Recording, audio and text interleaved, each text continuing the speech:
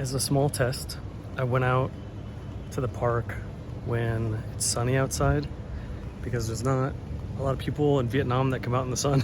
It's also the reason why I'm wearing a hoodie. You just kind of get used to it as you're living here.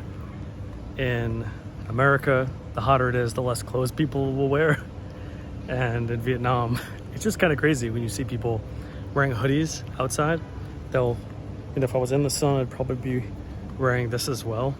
It's a whole different thing. Here they want very, very white skin, right? And in the States, we want tan skin a lot of times. So yeah, this is just a test. I'm going for a walk in the park. It's way less people than early in the morning. Early in the morning before the sun's up is great because you don't have the sun hitting your skin a lot, but it is packed, right? And so when I think about getting out to have some times of peace, you don't really have it in those times where it's really packed.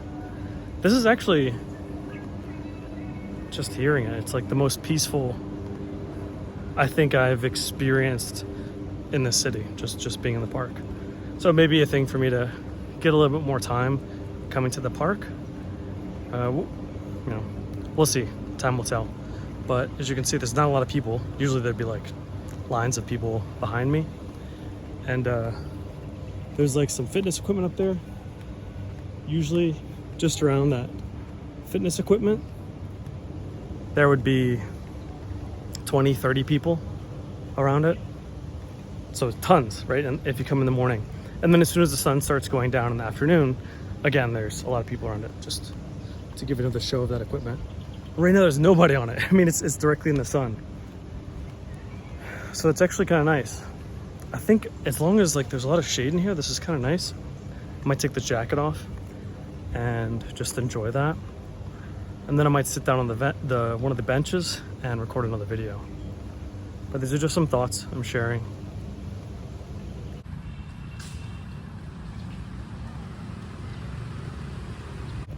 Oftentimes when I start walking, I'll see a bench and it's like, okay, it's almost if I was gonna sit, like make a video or something. But I realize when I start moving, I sometimes don't want to stop. That has to do with listening to my body. It's like, hey, I said I was gonna sit down, but like I'm in motion and I don't want to stop this motion.